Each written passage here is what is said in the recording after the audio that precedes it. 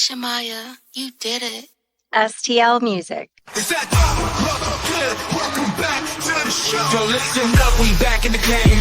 Sweet believe we got the flame. Motivated to the fullest every single day. We wake up, get it in every way. Rifle and two on the global inspiration. Talk this sports and top news, no hesitation. Sweet the league is back. We always coming back, that's a fact. Wanna tell them that STL Music, look what we did, where we at. Coach Jill in the house with the flow so tight. Every rubber rocks, that's we unite. Yeah, the best show, Monday through Friday. If this ain't different, they lying. We got the energy. When I say sweep, you say the league. Sweep the league, sweep the league, sweep the league, sweep the league. San Antonio, let's go. Sweep the league. Sweep the league. Sweep the league. San Antonio.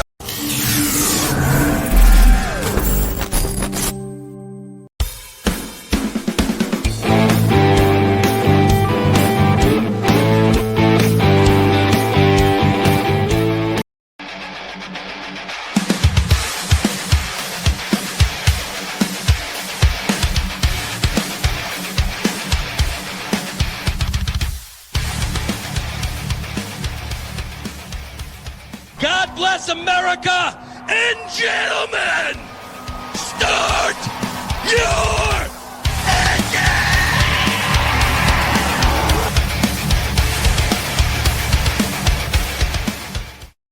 Hey, what's good, everyone? It's your boy Elias, host of Plead the Sith.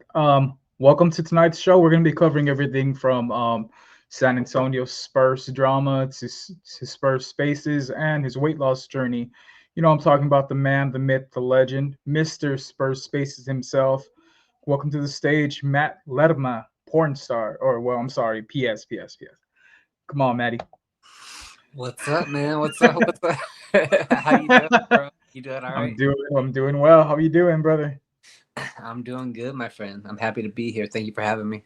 Thanks for accepting my invitation. You know, I've been a little hard on y'all lately, but you know, it's always good to have the brother in the room. Give everyone a little preview to Two Foos, No Sources, our fall show where he tends to cover the Spurs, good stuff that happens with the Spurs, and I cover the real shit when it comes with the Cowboys. And I mean real shit because our team has been shit, but you know, we're on the way up. Probably without Micah Parsons though. You'd cover good stuff if it happened, you know. If it happened, yeah. Let's get to some of these comments before we get the ball rolling. We got Chris Gonzalez in the chat. He's a "What's up, gangster? What up, G?" Chris, What up? Real good person. Sohan, his ass is fucking Lerma is a snow cone sexual. Yep, I believe it. He's the main Sochanian. If y'all want to cook him, go ahead and spread the chat, spread the page, like and subscribe. And you know, I don't have a super chat feature, so if y'all want to cook them, just type away and I'll bring y'all shit up. It don't matter. We're here for a good time. We're here for a good time, not a long time, right, Maddie? Mm-hmm. You know why? Why is that?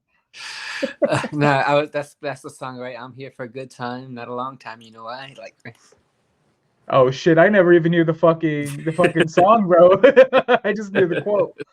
But before anything, quick shout out to Sweep the League. You know, the host, the home of Plead the Sith.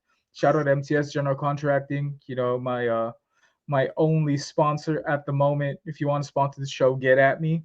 I don't have a price in mind check. We just get the ball rolling between the three of us. You know, it is what it is. Keeping it to wraps. Oh, and shout out Alamo City.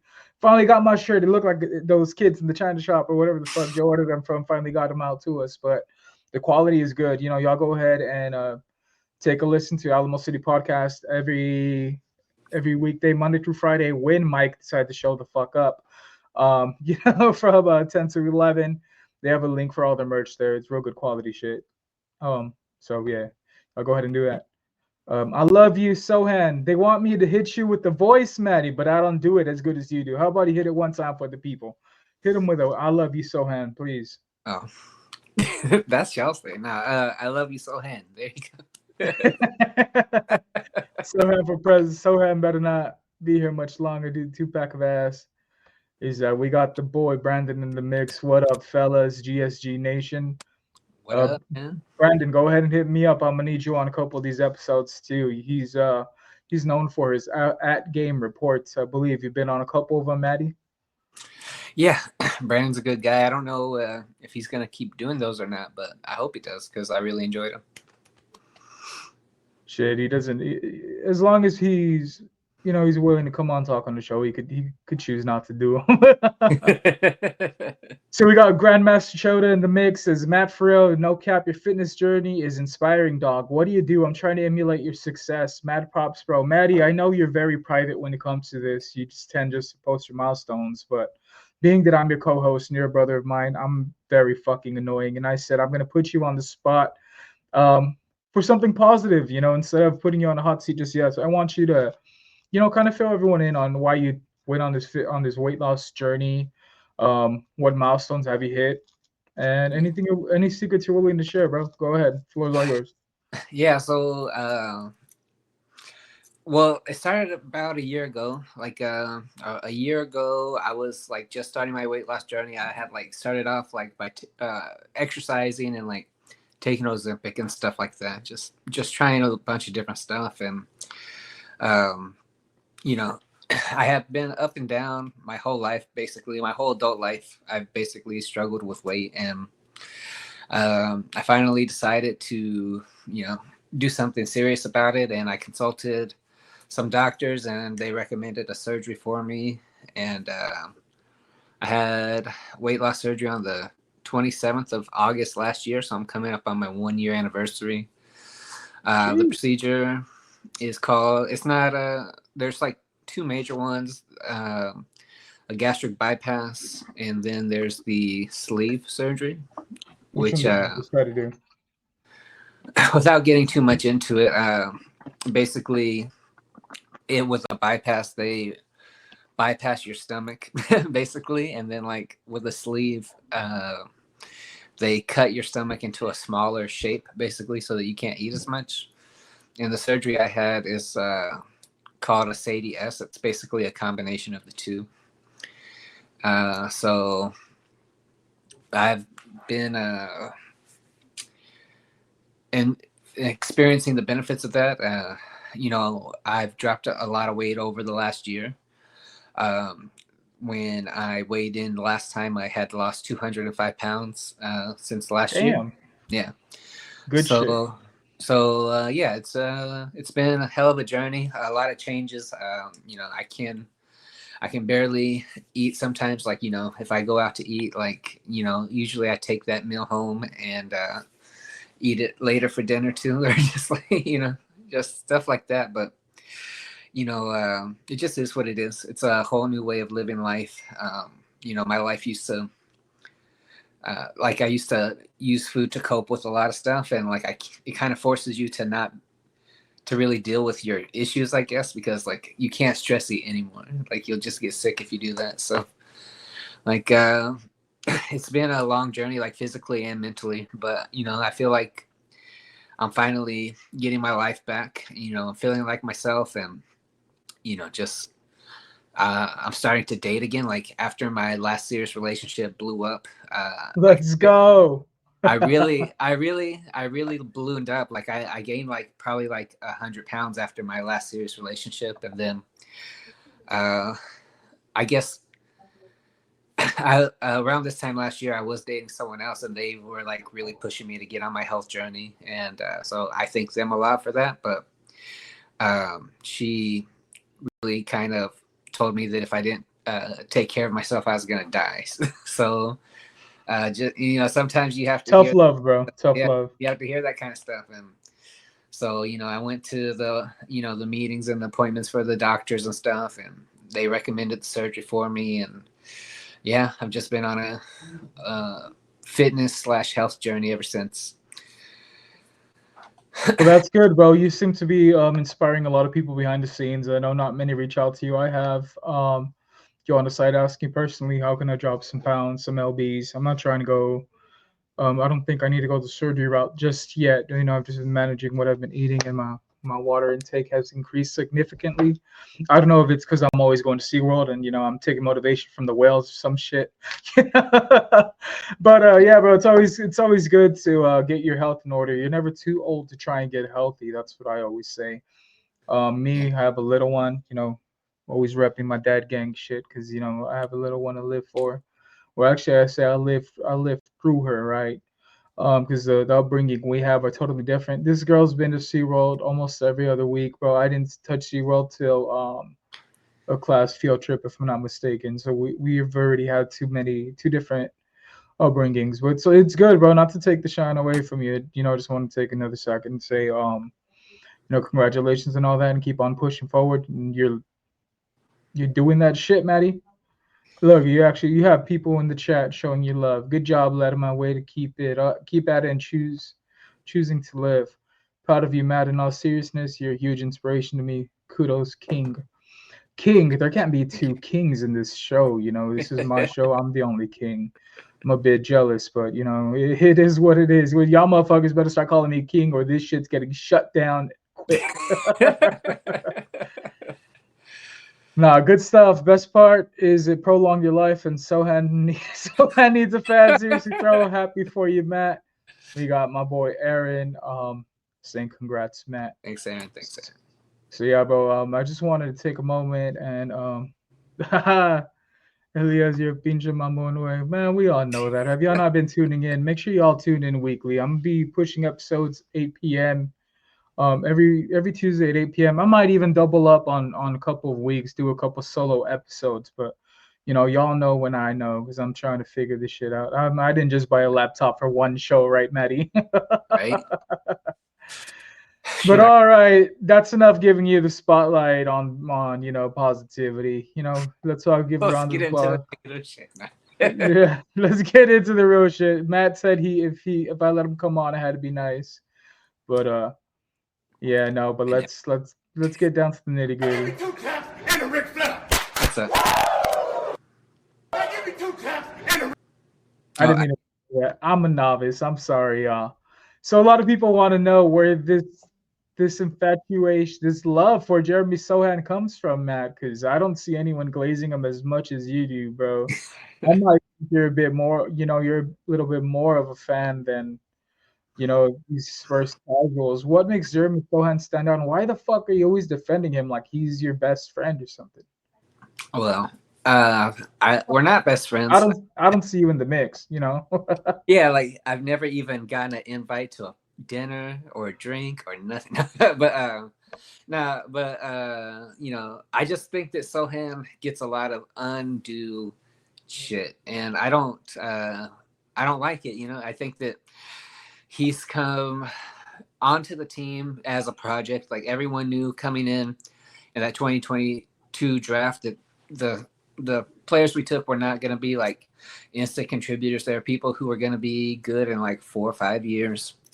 And we're coming into his 4th year, and he's already, shown that he's a really good defender. He's like statistically one of the best point of attack defenders in the league. And he's done everything the team has asked him to do, whether it's play point guard or center last season. And it just seems like the more he puts everything out there for the team, the more people shit on him, and I don't like that at all. So, it's not that I'm a Sohan super fan. It's just that I don't understand the hate. Like he's literally doing everything the team asks him to do, and when he's able to thrive in his role, he's one of the best players on the court. And it's not just me saying that. Like the statistics back that up. So I don't like the hate that he gets. But to me, it's crazy that statistics only mean something when it backs your point, huh, Maddie? Because you and I got into a little back and forth about another comparison, earlier in the week. You put words in my mouth. Oh shit! Did y'all hear that? Someone go check on Jeremy. I think he just crashed another sports car. That clumsy mother. It's okay. He can afford it. Because we're not best friends, but we hang out. Come on, Matt. You have to admit that you love him a little bit more than you do Wembanyama. I've never seen you defend Wemby as much as you defend Jeremy Sohan. But I don't get it. Why does he need saving? You are not his savior. At the end of the day, Jeremy Sohan has no idea who you are, and yet you're roasting us, your friends, your real life friends, because we choose to actually we judge him for what he shows us. You say he's good. You've seen lately I've been giving him props, yes or no? I've seen it. Yeah, sure. I've been giving him props where props are due, but props aren't always there, bro. Like he's not always something to brag about. Um, so you're kind of holding back a bit of how essential you think he is for the team, in my opinion, because last season you and I had quite a back and forth where you were saying that without Jeremy, this team would be worse off than what it was. You thought he was the team 100%. savior, and why is that? No, He's more. Go ahead. he's the glue guy. You know, he does the dirty work. He's the only person I see going for rebounds, offensive rebounds, defensive rebounds.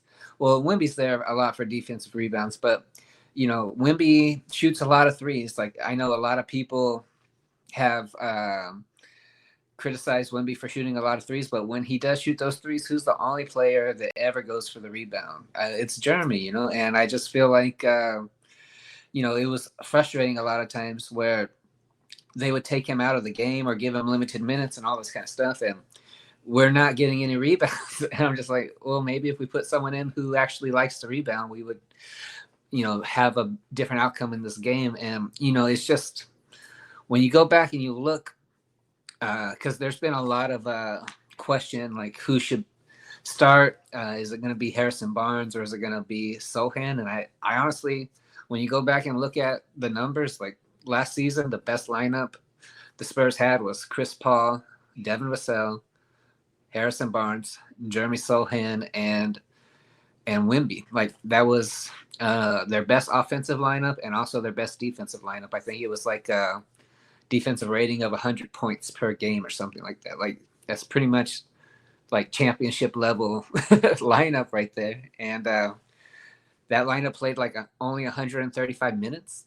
So, and I know that there's a lot of injuries and all that kind of stuff. And, but, you know, I just thought that we really got robbed last season when Jeremy Sohan had to go on like restricted minutes and all that stuff, minute restriction and coming back from injury. And, you know, I just, I think that people undervalue, you know, what the guy who's willing to do the dirty work, like what he brings to the team. And, you know, and I'm a guy who enjoys that. Like when I was a kid, my favorite player was Dennis Rodman, and it wasn't because of the hair. It was because he was like the one crashing the boards, going for the crazy rebounds, you know. That's just the type of basketball I like. So maybe I'm a little bit more biased. Maybe you could even say I overvalue it, but like, Definitely. but that's what I love, and I'm gonna like players who play that way, you know. So. No, I respect that, but he was a game changer at least last season. But now that the squad has improved vastly, Matt, you think his importance and his role are just as big? I don't think we expect as much out of him as you do this upcoming season. I mean, look how much our team has improved. Right now we have let's see, we still have Victor Wembanyama, Steph Castle. We have the Aaron Fox, who was once led the league in steals at one point. We have Harrison Barnes. Now we have Carter Bryant. You know, we have these defensive tools now coming up. You know, it's not solely on Jeremy Sohan. As last season, I felt like he looked better because he was surrounded by a bunch of scrubs. And I know it's a bit harsh, but you could kind of agree with me there. Did he just look like a diamond because he was surrounded by Cole? And now that the whole team's leveled up, is he still going to look as good? Will your mind change this season? Will you come back on here in a future episode and admit that Jeremy Sohan isn't as valuable as, you know, he's made out to seem? Well, I mean, if what we see backs that up, then yeah, sure. Like, I mean, I'm not an unreasonable guy when it comes to all this. Like, you know, if you know, even though I really like those types of players that like will go for the rebounds and will, you know, push a player, all that kind of stuff. Like we saw Jeremy Tripp and Thompson and all that stuff. Like if you know, if the numbers prove that, you know, Carter Bryant's better, then, you know, it just kind of is what it is at that point. But you know, until, you know, my deal is, you know, Carter Bryant, as much promise as the kid has, we haven't seen him do much of anything on the NBA level. And so like for you to say that he makes this player expendable, it just like, I don't know. It just, even if you were to say that he makes Keldon expendable, I'd be like, are you sure? Because like, Kelvin makes Kelvin expendable. He's too right? Yeah. fucking reckless when he's on the court, and you can But agree with me on that. but I'm just saying, it's just like, it's so weird to put all this pressure on like, a 19-year-old or a 20-year-old, whatever Carter Bryant is. Like, yeah, like I want him to do well, but for you to say like, all right, well, this guy's gone now, I'm just like, well, give the kid an opportunity to prove himself first. Like, you don't want to. I mean, I don't think the Spurs are gonna jump and trade people away because they got Carter Bryant all of a sudden. But like, that's what a lot of people think should happen. I'm just like, well, I don't think that's a smart way to go about it. But I mean, whatever. Yeah, no, I get you. So we got Joe in the mix. He says Matt Lerma doesn't know ball. Do you want to rebuttal, Matt? What do you think about that comment, bro? I know more than you. Damn, you heard it here first. Matt Lerma knows more than Joe Garcia over from the Alamo City Podcast Network, who has a sports show. And Matt says, I know more than you, dude. Speaking of He's just a dude, dude with an NBA contract, Joe. With the NBA. damn. So, but since we're going to an extension contract year for Jeremy Sohan, I think this is where he needs to nut up and shut up. Show us what he's actually capable of. Silence the haters, Matt. If there's a season to do it, it's gonna be this one. I'm not saying that Carter Bryant's gonna take his position, bro. He's good, but I don't know about NBA talent good at the moment. Dylan Harper as well. I saw Mike Jimenez from Alamo City trying to get into it with my boy Baez because he said that I believe the talk was that Steph Castle has proven himself in the NBA already.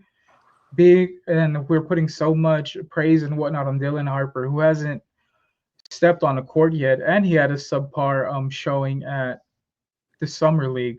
What are your thoughts on that comparison, bro? Do you think you have people like Mike Jimenez coming out and saying Dylan Harper's ceiling and whatnot has already surpassed Stephon Castle? You think he's counting his chickens before they hatch, or is he just engagement baiting as he tends to do? Maybe a little bit of both, right? Like I love Steph Castle. I think that he's going to be a great player in the league, and I hope that Dylan Harper is the same. Like, I mean, I hope that he lives up to the hype and the expectations, but we just haven't seen it yet. So I'm hoping for the best. Dylan Harper showed some good flashes at Summer League and all that stuff, but the way I'm looking at it, there's people posting online that, oh, should we even extend Fox? Like, we have Dylan Harper now. I'm just like, whoa, bro. That's fucking crazy. Like, Shout out my boy, my boy. Shout out my girl Sam Bushby on X, bro. She was having a field day with me and Leha. She was getting it from both sides. Pause, not in a non-sexual way. She was coming at us both saying we don't know ball, but she doesn't know how contract works. Apparently, it's different in Australia or some shit. But so it ended up going from a basketball today to her just calling me a straight dumbass, and I was like, all right, I haven't heard that one before. What the fuck are you, Red Foreman? Are we in that '70s world? This '70s show? That was crazy, bro. It's like when you put people in a corner and they just flip the script on you and start name calling until you know that you won. I mean, unlike me, sometimes I'll win the argument and I'll still call you a cuck or a bitch just to get my point across it, even more. So we have Wade's World in here. Says Jeremy is a damn fruitcake. He ain't no damn Rodman. What do you think about the Dennis Rodman comparisons? I said earlier in the hair, I don't think it's really much. Just because the boy rebounds. He rebounds. He's a good rebounder in a softer league. He's no fucking Rodman. Dennis Rodman is a fucking legend. Like, you know what I mean? I don't know what the cursing situation is on here, but I'm sorry. No, go ahead, bro. NSFW, the fuck. I'm not going to pull your plug. All right. If anything, I'll invite you back more if you're a little bit unhinged. But yeah, like, he's a legend, man. Like, this guy, he would drink all night, go into the game, give you like 4 points and 25 rebounds, and then like have Madonna waiting for him in the locker room. Like, that's legend status right there, Yeah, Jeremy, he was getting balls and getting balled out too by Madonna.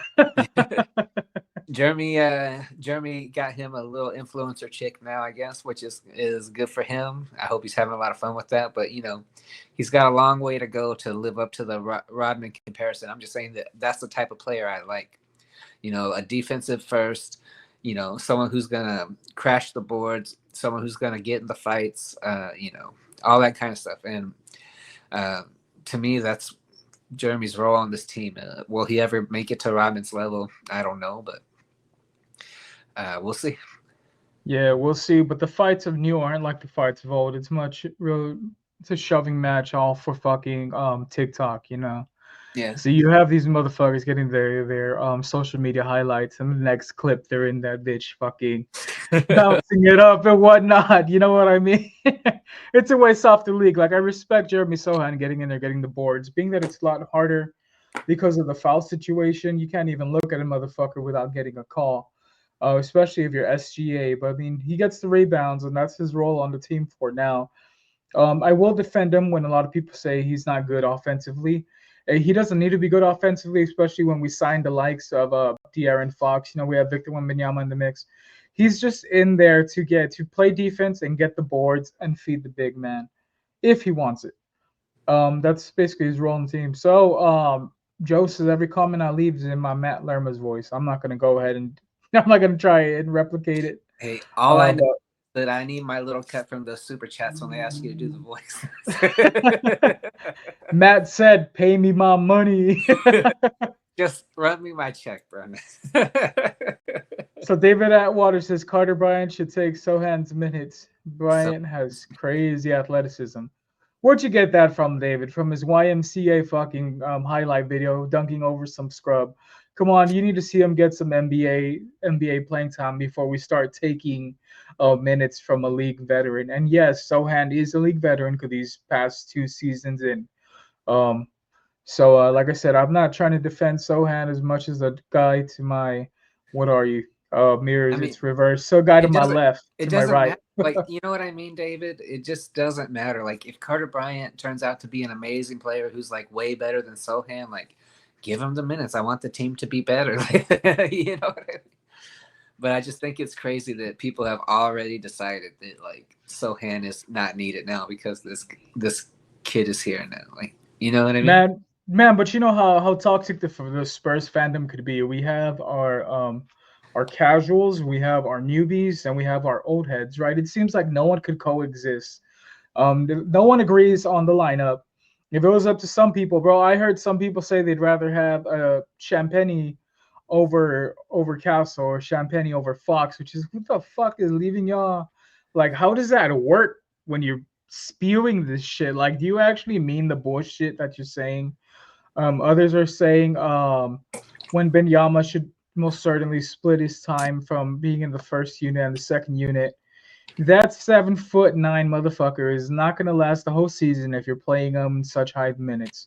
The whole reason we went out and chased a couple of bigs like Kelly Olynyk or what's that other dude's name? Luke Cornett. Luke Cornett.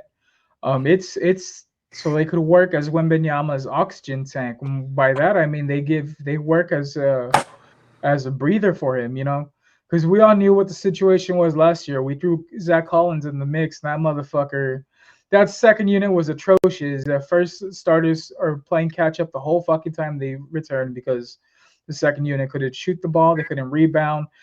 They couldn't even space. How often did we not see them motherfuckers bounce off each other like the Three Stooges, Matt? It's ridiculous. And I feel like I have to bring this up. Like, we were at a point in time, like, this is how low the Spurs were. Like, do you guys remember, like, Stanley Johnson and, like, Romeo Langford lineups? Like, do you remember at the end of the 2022-2023 season, Pop announced at the end of the season that Zach Collins, that we call booty crumbs around these parts, earned the starting center position. Like, I mean, that's how low things were before. Straight ass cheeks, bro. That's how low things were when Wemby came to the team. So, like, for us, Wemby, we're going in from us to go like, oh, I wonder what Josh Primo and Malachi Branham are going to bring to the team this year. To like, we might like make it back to the playoffs and end our playoff drought. I mean, that's a big jump in just a couple of years.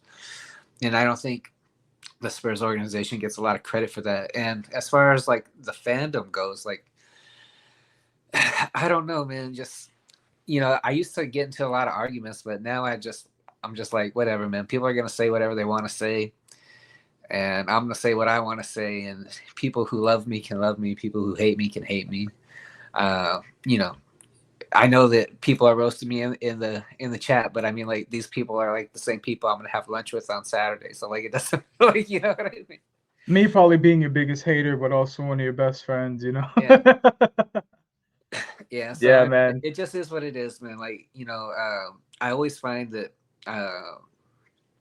people are just frustrated, man. Like, I like you and I have a mutual friend. I'm not gonna name drop, but I mean, this guy's a hard worker. He's going through these 12-hour shifts, and he gets home after working like 5 days in the week, 12-hour shifts, and he turns on the Spurs game and he sees that like we're losing to the Hornets or something. Yeah, like, I mean, like, that pisses people off, and like so like, I get all the perspectives. I just I feel like a lot of people want the team to win, and I feel like this season will be the starting point of turning things around. Like, I feel like winning cures a lot of the problems with the fan base and the hatred. We saw it start with Team Tank versus Team We Hoopin' and all that stuff. Like, it was just straight up people like I as a fan couldn't bring myself to be like, yeah, we lost. Like, like, I was just like, no. Yeah. But I just I think that everything worked out the way it was supposed to. I think the Spurs are in a really good spot now, and whether the team moves forward with Sohan or Vassell or these guys, everyone who's not named Victor Wembanyama, I'm pretty sure Victor Wembanyama's name on the roster is written in ink, and everyone else's name is written in pencil. Like, it's all moving parts. The Spurs have a really good reputation around the league as being a team that keeps their word. They let Chris Paul start all 82 games last season, even though there became a point where it was obviously detrimental. But Yeah. they made him a promise and they kept their word. There was a good segment of Spurs fans and just NBA insiders, media, the Kevin O'Connors of the world, who thought that the Spurs shouldn't have extended Fox. But when they made the trade for him, like, that was part of the deal, that they would give him the extension. They kept their word. So, I just think that the Spurs have a really good reputation around the league. And I think that because of this goodwill that they've shown, even with players like Keldon, like, I mean, like, he easily could have been traded. He has a really juicy tradable contract, but from what I understand, like, he's still here because they told him they weren't going to trade. You know what I mean? So, like, yeah, and you and I got into a little back and forth, and that's fucking wild. I understand making promises to like bigger name people that actually contribute to the team. I know that y'all are gonna say he contributes a lot to the second unit, but when your second unit is as as it is, I don't think promises like that should be made to the likes of talent like that. And then that's one of the arguments I had with Bushby, where she said, well, Fox hasn't proven himself. I was like, he's made the All-Star team, whether it's been a reserve or not. He's been the league leader in steals. He's also been on the NBA third all-team, right, if I'm not mistaken. So he's proven himself to be something. And last year, I mean, he was injured for most of the season and still showed out. yeah, So I think he's deserving of this contract. he was injured on his shooting hand. So, I mean, Yeah. I think that and if Wemby wouldn't have gone down, he probably would have played the rest of the season with an injured hand. So, And a lot of people are saying, well, Fox couldn't carry us to the finish line. Fox never even practiced with these motherfuckers, if we're being honest. yeah. He was kind of out there playing ball, like, he should have been. Alamo City Podcast says, yo, the Alamo City Podcast Network shirt looks good on you, Elias. Thank you, Leha and MTS General Contracting, for the t-shirt giveaway. So Leha picked out 3 guests to get it. The Drew show paid for mine, and yes, this was our Chris and Elias get canceled episode on Alamo City. I'm sure about you. I'm sure you heard about that, Maddie. Leha says doesn't have to be good at offense. Fuck's sakes, Leha. You know what I mean. The whole offensive. He just doesn't have to be the main man offensively. Is what I'm saying. Don't expect 20 from him a night. You know, as long as he's But I contributing mean, something, that's enough. Go ahead. like me and you watched the game together with Joe at the pizza party, where this was before Sohan went down with the injury. You know, he was the top scorer of that game, and I know that, like, at the time, a lot of people were saying, like, you know, Wemby needs to be the primary scorer, but I mean, all the teams were like looking at Chris Paul and Wemby, being like, "Oh, we got to stop these guys," and they were just leaving Sohan open under the bucket. So, like, I mean, you know, there was a few games at the beginning where he was like the leading scorer on the team. So I'm just like, you know, he can score when he needs to, and you know, as far as like hitting the threes and all that stuff, like, I mean, we'll see what happens this season. We got Eurobasket coming up on the 27th or whatever. We'll see how his shot looks. Let's see how the shot looks set and how it transitions to the league. I mean, like, honestly, if he's gonna make it past this year, on the Spurs at least, he needs to bring up that 3-point percentage. So, you know, I'm hoping for the best. But yeah, for sure. Super League TV says someone else's old super chats. I guess you're referring that you wanted to get paid out for your Matt Lerma voice. David Atwater knows ball. At least, you know, that's the first compliment I've seen David get, because his motherfucker gets cooked on the daily by everyone from Dylan Harper's daddy to politicians, and even your boy Sith is in the mix. I just like instigating. Grandmaster Choda, most Spurs fans are dumb as fuck. People think Carter makes Sohan expendable, or yeah, if anything, Carter Bryant makes Keldon expendable, not Sohan. All right, bro. You know, take a breather, take a chill pill. Go get you a fucking Adderall or something, so you could focus on the better things in life and not so much on the evil of the negative shit of the Spurs. But all these comments are welcome. I love to hear y'all cooking the Spurs, the team that I love. No, just don't go around calling me a fake Spurs fan like some of these motherfuckers. He's like, remember when they were negative one season and now they're putting positive this season? Yeah, I do. I had a couple people reach out, said, "Oh, what's a switch up? What's a switch up?" The switch up is that I'm hopeful about this team. I'm going to call it like I see it. We had a bad roster. We had a bad scheme. We didn't have a bad coach. We just had a coach that wasn't healthy enough to be on the sidelines and still wanted to rule over the team. And Matt, I know you're going to get upset. I'm not throwing Pop under the bus by any means, but his schemes and all that were just outdated. So I'm really looking forward to see what Mitch Johnson does this season. Says, now you throw shade and not tag people on Twitter. Sickening behavior, Matt. Well, who am I supposed to tag? You know, like, I don't know. It seems like Leha wants you to drop names up in here. I don't know. Maybe my tweets aren't about anyone and you're just thinking it's about people. I don't know. So Matt just said, if the shoe fits, fucking wear it, bitch. It says, Jacob Eric says, what's up, fam? Mac, we're trying to hog all the cards, and do you want to have lunch again this week? What do you say, Matt? Is it a date? Well, not a date, but is it a hangout with the brother Jacob over at Creating the Market? Yeah, man. Whenever you want. I'm not gonna be free for lunch this week, but maybe this weekend or something. But yeah, man. You know, just because I entered a giveaway for 2 free cards doesn't mean I'm trying to hog off the cards. Jacob's really pressing you for that. Wade's World says Victor hasn't done shit, and I don't know, Matt, but I'm sure the person behind Wade's World is a good friend of ours who seems to like calling people skinny jean wearing fucking nerds. You don't need a name drop. That's just my brother in there, and he's gonna talk a shit about Victor Wembanyama. He actually tweeted out earlier, Tim Duncan had a better career at 16, at 18, at 24, at 46, and he'll forever have a better career than Victor Wembanyama. There's one Victor, there's one Tim Duncan. I guess, you know, winning Rookie of the Year, being the world's youngest player to have a 5x5 game, all that kind of stuff. I guess that's not shit, but whatever.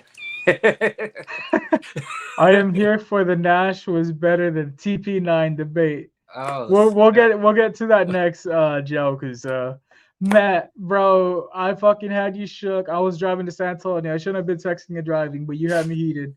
I'm like, I'm gonna get my fucking point across because you're really pissing me off right now. It says the Elias Life and is short. Leha episode. Nah, because you were wrong, motherfucker, and you doubled down. It says the Elias and Leha episode was the best episode because we were cooking. Yeah, it was straight up. There was no script. There was no agendas behind it. We were just rolling off just whatever came. Apparently, being authentic gets you in trouble, and sometimes Twitter thinks you are being inauthentic. Shout out Leha, the Terminator. Bro, he's been cooking everyone so bad that Twitter has officially botted him. They're claiming he's AI, just like Dusty Garza of the Dust Stuff. I'm just kidding. The Dust Stuff doesn't Leha, exist. do you know how much I defend you on Twitter, man? People be like, Leha's trying to say all this stuff. I was like, well, if you can't handle the heat, get out of the kitchen, bro. if you can't lay the concrete, step the fuck off the workplace. If your concrete's not diamond hard, get the fuck out, bro. Exactly. We have Mike. Mike was on his period. When isn't he, Joe? He tried to press me today, and this motherfucker. Oh, what was up with that? Oh man, I don't want to get into it. It goes to some of private stuff, but yeah. I told Joe. I said I told Leha too. I said I got time today because he's trying to dox me on Twitter again. Bro, I made one Blue Oyster Club joke 2 years ago, and he hit me with a gay joke in 2024. Is this who you are? Publicly, bro, trying to cancel me. I was like, motherfucker, you can't cancel me. The only time I'll get canceled is if I decide to cancel myself, and that's never going to happen. Mike was mad because the TSA gave him the dirty finger to the culo. Probably. Wimpy Ganas hasn't done shit this offseason. Well, I mean, he wasn't clear to play basketball until 2 weeks ago, but yet he was doing Shaolin monks, learning how to do the fucking Kamehameha wave, the bicycle kick that Liu Kang does. He was doing all these side quests, but now hopefully he has the ball in his hand now because he does need some improvement, if we're being honest. We just hit Leha with that motherfucker is not real. If you know, you know. Leha says respect puto. Yeah, there we fucking go. Fucking foos are soft. Yeah, the same people that are glazing up the Spurs and talking down on the fandom don't know what's going on behind the scenes at their own homes. They're just a bunch of fucking weirdos, bro. They're focused more on the team than they are their own people. And it's multiple of them, bro, that make this their whole world. And once you meet them, it's like, all right, so this isn't you, but Twitter makes you cool. Twitter makes us all cool. I'm a lot cooler online, like that Brad Paisley song. Yes, I do know country. If I didn't know, if you didn't know, now I know. We got the boy Ralph saying Leha is the biggest mark in the game. I believe in mark in wrestling terms it means he's kind of gullible. Not to say idiot. I wouldn't call Leha an idiot, mostly because he'd swing on me, but pick up a thesaurus and you'll find it in there. And you got the rebuttal. Ralph is a fucking hoe. He's a fan. That seems to be our favorite insult lately. You're a fan. You tweet at us without tweeting at us. Shout out USOA, my brothers, Bear County Social Apparel, Costco Solar and Sons, Swiss, the Midwest Mayhem. Chris. He says I drop his government name too much, so I'll just say Chris. But yeah, Maddie, let's what the fuck? Who pissed in your Cheerios the other day? You randomly sent me a text said, and you think Steve Nash is better than TP9. When the fuck did I say that? And why did you decide to come at me that day? I need to hear this because that was wild. I mentioned Steve Nash once in maybe 6 years, and you decided you were gonna play a game of stat reading and name calling. So I need to get your point. Why did you decide to come at me that day? Let's hear it, Maddie. Because you were wrong, bro. How was I wrong? You're over here. All right, everyone. People in the chat, tell me this debate. Would you rather have one Finals MVP or two full season MVPs? I mean, personally, regular season MVPs. Personally, I'd rather have the two awards regular MVPs that showed that I was the best player for You'd two rather have a full regular 80 season plus season, award 80 than plus an games. award for being the best player in the championship? The best player in a 7-game series, if it goes that far. Come on, bro. I told you Iguodala has a fucking MVP over Steph Curry, over Kevin Durant. Doesn't mean he's up to their level. Don't play that, Matt. Come on, bro. Right. Okay, well, who scored more points over their career? Who scored more points over their career? Tony. Well, right? how many All-Stars did he have playing on his squad? He was able to feed Tim Duncan. He was able to feed the likes of, Brent Barry, Manu Ginobili. Don't do this. No, we're going to Don't do do that. this. Yes, we Don't- are. Because Steve Nash single-handedly carried his team to the playoffs yearly. When the fuck was Tony Parker the main Steve guy Nash on the didn't team? play with Shaq. Don't act like he didn't play with Dirk. like, you know what I mean? Like, he wasn't playing with a bunch of scrubs that he had to carry to the playoffs. Like, Nash is better than Tony Parker. That's what the chat's saying. You're reading stats, all right? If we're going by that, Robert Horry's the greatest player of all time when it comes to rings, right? Because your gripe was you just kept throwing in my face. well, Tim Duncan. I Tony guess Parker has rings. if you want to call like a bench player the best player of all time, like I guess you could say that about Robert Horry. But I mean, we're talking about two starters, right? Like, I mean, like Steve Nash didn't ever show up in the playoffs, man. Like, he never even made it to the finals. He never got past the conference finals, right? Tony Parker is a 4-time champ.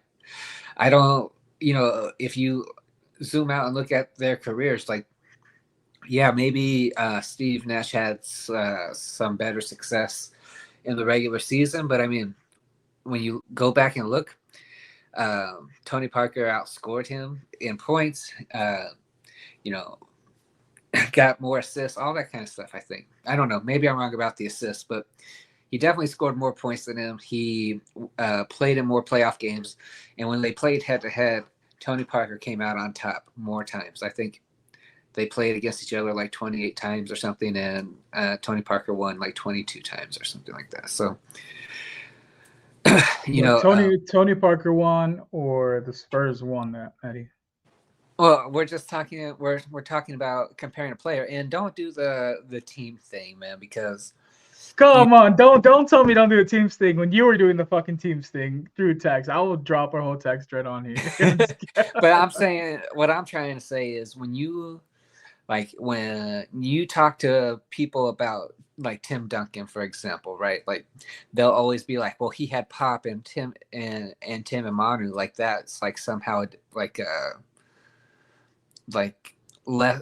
makes what Tim Duncan did in the league lesser. You know what I mean? Like, he couldn't have done what he did without those guys. And I'm just like, no, like Tim Duncan was a really damn good player. Like maybe that last championship, you could say that he leaned on him. But I mean, 99, the 03 championship, like that's 100% Tim Duncan. And, I just kind of don't like the whole like, oh, well, he had a great coach and he had these two good teammates and all this stuff. I'm just like, he stood on his own, and it's the same with Tony Parker, man. And if we're comparing him with Steve Nash, like Steve Nash didn't play with a bunch of scrubs. He played with some of the greatest players that the NBA had to offer. You just saying too. Yeah. So like, I mean, I'm just saying that like, I don't think that we should diminish the personal contributions. I think that Steve Nash was a great player, but like I don't understand how you could never make the finals and be considered like one of the best players of all time. Like even Chris Paul went to the finals, right? So like, I mean, and then like is Tony better than Chris Paul? Huh? Is Tony better than Chris Paul? I don't know. Like I would have to think about it, but no. Give me an answer. This isn't a.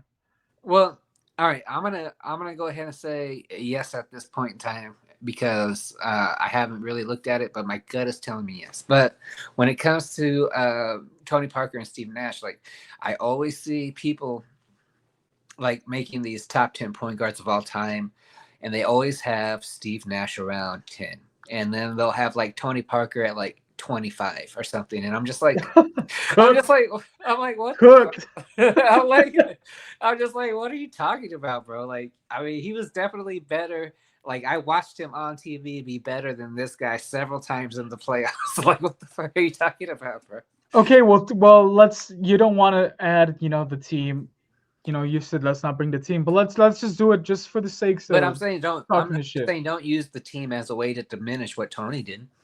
No, I'm not. I'm just saying when we're comparing both. All right, take away Tim and Manu, and have Tony as the main man of the squad, the face of the Spurs, as Steve Nash was the face of the Phoenix Suns for a long time. Does Tony take them to the playoffs? Yeah, probably. Probably. Yeah, I mean, Oh we're my talking God. about hypotheticals, right? But, Yeah, hypothetically, fucking Tony Parker is your fucking Sancho for the way you keep glazing him, bro. There's no way in hell Tony Parker leads a team to the playoffs without Tim Duncan and Manu Ginobili. Get out of here, Matt. Come on, bro. you have no idea how good Tony Parker was. I know he was good at fucking his teammates' chicks. I heard about that. Yeah. Tony Parker, the only thing he has going for him is that he might be sucio enough to be part of USOA, because that shit's wild, bro. So he said, "Hold on, Matt. There's a little issue of a certain hip check into the scores table that pretty much took Nash out." And I think had that not happened, they would have put more of a fight during that playoff round. What are you trying to say? That Nash is too soft? Man, you saw the way he bounced off. Tony Parker has never taken a hit like that in his whole fucking career, bro. Even Manu Ginobili, my personal goat, gave his left nut to the game. So don't ever compare their toughness ever again. What does it say? Don't ever compare Jeremy to Rodman ever again. Hey, it says Nash was better. I want. Nash was better than TP9 in the regular season. TP9 was better in the playoffs. Well, in the regular season, Steve Nash for 2 seasons at least was better than everyone else in the league. So I'd rather be better than everyone else in the league than better than the opposing. I guarantee you, Steve Nash would trade in his 2 MVPs for 1 Finals MVP. I bet you. Yeah. I doubt it. Come on, man. No mames. You're really pushing it. Come on, wait. Right on cue, we got Joe in the mix saying, "No mames, man. No mames." And you have to hold it out because that's how Joe would do it. Remember, this is all coming from Sohan's biggest fan. Oh, okay, so we'll take it with a grain of salt. You don't really mean what you say. Dakota, wait. Has Lerma been talking shit about Sohan? Nah, he's been defending him for the most part, Dakota. I've been trying to poke and proud, but Matt's not giving me anything to work with. I thought he was going to come in here and, mention how we can go without Sohan and be just as fine. But he wants to stay the president of the Jeremy Sohan Club. So I guess, Matt, I thought you were going to give me more to work with, brother. Also, Matt knows he's Sohan's number 2 fan. Well, who's number 1, Matt? Oh, I think Dakota is the number 1 Sohan fan. Well, I wouldn't know because he never sticks around long enough to have a fucking debate, Shout out Dakota, though. I'm just messing with you, brother. Don't get upset. I'm just fucking with you. But yeah, Matt. What are your expectations for this upcoming season? And before we get there, I didn't get to hear you on Dakota's pod space the other day. What was your ideal starting lineup? Well, we'll see how things go as the season goes on, but I wouldn't be mad if the season started and it was Fox, Devin, Harrison Barnes, Sohan, and Wemby. Like I said, last season, take out Fox, put in CP3. That was the best lineup the Spurs ran. They only ran them for 135 minutes for the whole season, but they were they had the highest offensive efficiency rating and the best defensive efficiency rating.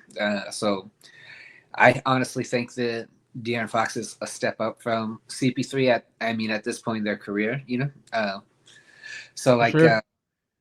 So I think that, that's the way it should be to start. some of these newer players, Castle, Harper, and all that proved that they deserve the minutes more. Then like obviously adjustments will have to be made. But as far as the start of the season, I think it should be those 5. That's pretty good starting 5. I don't really have much pushback when it comes to that. Joe said if Matt is going to defend Sohan, he needs to put the rainbow colored flag on his wall. Little does Joe know you have your wall painted as a rainbow as it is, so you don't have to worry about the flag, bro. Oh, Wade's World says Devin is on his period. Tempax Devin, or what does he call him? Maxi Pad Devin. Bro, I was on Los and I got so much shit because Hefe asked me if buy or sell we should keep Devin Vassell past this season. I said nope, let his contract play out and let the dude bounce. He hasn't lived up to his contract in my opinion. He was the lead man on a lesser Spurs team and he just doesn't fit the role in this team nowadays. well, it becomes a question of what will his role end up being, right? I think he went into last season thinking that he was going to be like the main scorer, and then it just didn't work out for him that way. So I think that he needs to adjust to his role. Like, is he going to be able to play like a catch and shoot 3? Like, I think like at the beginning of the season, he'll play shooting guard, which will be good for him. But, if like a Dylan Harper like blossoms or something like that, then like can Devin switch to like a catch and shoot, 3-and-D player? Yeah, I was like, you'll get there. Keep it up. Yeah. Just fucking with you. I don't want to be condescending. Like can he make that transition or not? And or just is he willing to accept that role, or is he going to be the guy who's like, no, I need my ball touches, I need my because you remember when all that hype was around Victor, he was the one who went on lives like Victor. He's like, man, we're here to ball up. And look what the fuck happened. It's the playoffs, just even worse. So Sam Solina has a little pushback. What you say? He said, just a step up for over 200 mil. Fox better fucking be in the clouds over CP3. And I agree, Matt. Come on, you just said he's a step up above CP3. I think his bag goes a bit deeper. The only thing they differ is all I really assist. mean by saying a step up is that I think that at this point in their careers that Fox is the better player. So like if CP3, Devin, Sohan, Harry B, Harrison Barnes, and Wimby were like the best lineup the Spurs put out last season, if you were to replace CP3 with De'Aaron Fox, all I'm saying is I think that we'll be in a much better spot. Yeah, I agree. So, look, Rudy's giving you your props. He says, okay, I'm back and catching up. TP and Nash debate. I remember that back and forth Matt and I had. Good debate. Matt, is that where it stemmed from? You saw that I'm rolling with Rudy and you're like, you know what? I'm a poke at his protege. No. See if their I opinions genuinely differ. Believe this. If you look on my Twitter highlights, I posted about this like a year ago or something. I don't know. I've been talking about how Steve Nash shouldn't get more praise than Tony Parker for a long time. So. Yeah, no, I've seen your debates. That's why it's not the first time I've seen you mention Nash before. But yeah, it was just crazy. I was driving out, trying to have a family day, and all I see is like, you think CM Punk? What the fuck? You think Tony Parker is better than Steve Nash? And I mean, oh, you think Nash is better than Parker? I was like, where the fuck did this come from? But you know what? If you want to be loud with me, Maddie, I got all day to argue. Yo, if y'all like the dynamic y'all are seeing on the screen right now, Matt and I are gonna bring back two foos, no sources this upcoming fall. We might even bump it up a few. I might branch out from just the Cowboy talk and cover the NFL as a whole. But we'll iron out the details and we'll get there when we get there. Steve Nash says, Dakota Day says Steve Nash is average at best. Well, some bitches love average, okay? Wade World says Devin can catch nuts. Probably, I don't know his sexual orientation, but as long as he's part of the team, I have to fucking root for the guy, right? Steve Nash is Canadian. Omri Caspi. What are your thoughts on that comment? Sure, I guess. I don't even know who that guy is. Oh, I know. That's why I passed it along to you because I don't know what the fuck. But yeah, like that comment Joe said, I was just like, I don't care. Like if Sohan is gay, I don't give a fuck. Like He's just an NBA player. Who cares? I'm gonna clip that and make you sound more whiny. If he's gay, I don't care. Yeah, No, you remember as a kid we used to get in trouble and it'd be like, oh, we're gonna take away a fifth toy. I don't care. it's just like why? Like, what does it matter, man? Like, who cares? Yeah, I don't give a fuck about his sexual orientation. It's just when he's on the court and he's playing like a bitch. That's what gets to me. You know what I mean?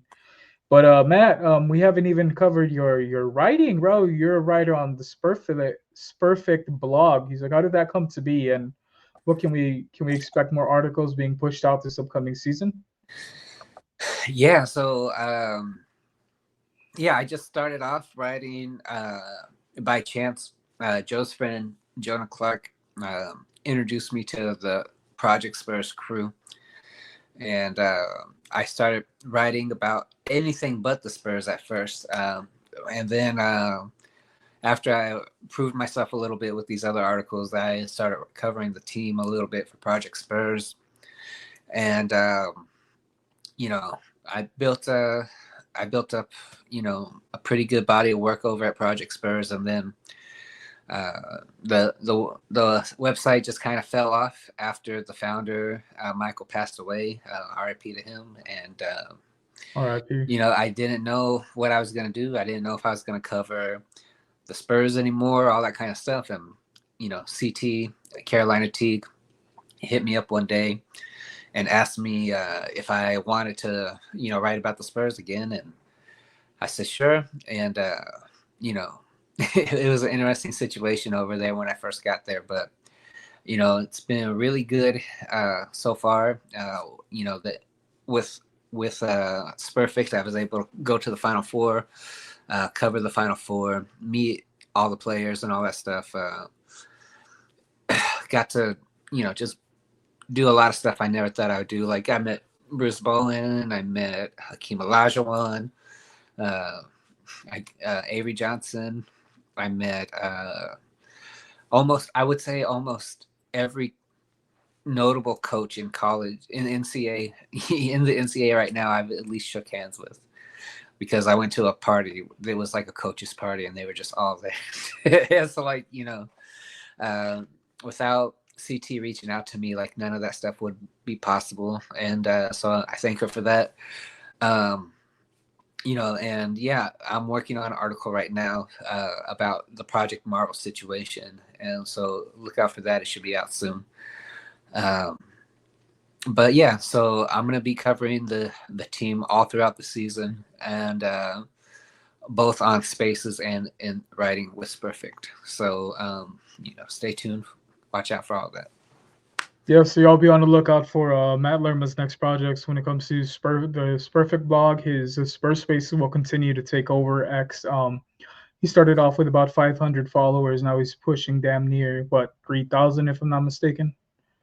Around No, there. I think I'm getting close to 2 though. So Matt, lie. Yeah. Fake it till you make it, brother. Am I not?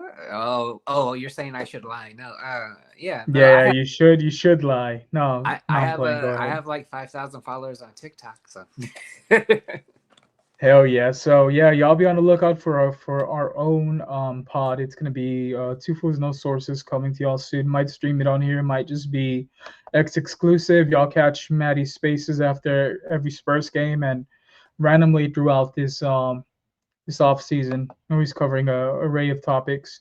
Is his best friend Don Bitch gonna write with him? How that dude oh could. my god. Yeah, Maddie, what the fuck is up with that? You let that clown talk down on me and you don't defend me, but it is what it is, Matt. What happened? Said you let him try and clown me and you don't cut him off the Spaces. You don't kick him out. Come on, Matt. No, I'm just playing, bro. We don't censor. We don't censor people He said here. something to you in the space? No, I don't know, bro. I don't listen to that motherfucker. Oh, okay. I'm just teasing you. I know Edgar was upset about, I guess, something else told to him. But yeah, bro, thanks for joining us today. I'd like to have you on in the future. I believe next guy up is going to be Hollywood Nixon, if you want to join us in chat for that, because I know he seems to be your arch nemesis when it comes to Spurs takes. Him and the Final Quan should be coming up in a special episode of USOA Code. Court versus Leja. So I don't mind Final Con. He's not bad. Hollywood, on the other hand, his takes are like, whew, I don't know, but we'll see how.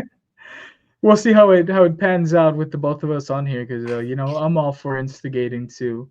But yeah, I just want to give a quick shout out to everyone in the chat, everyone who left the chat. Y'all make sure to like on your way out.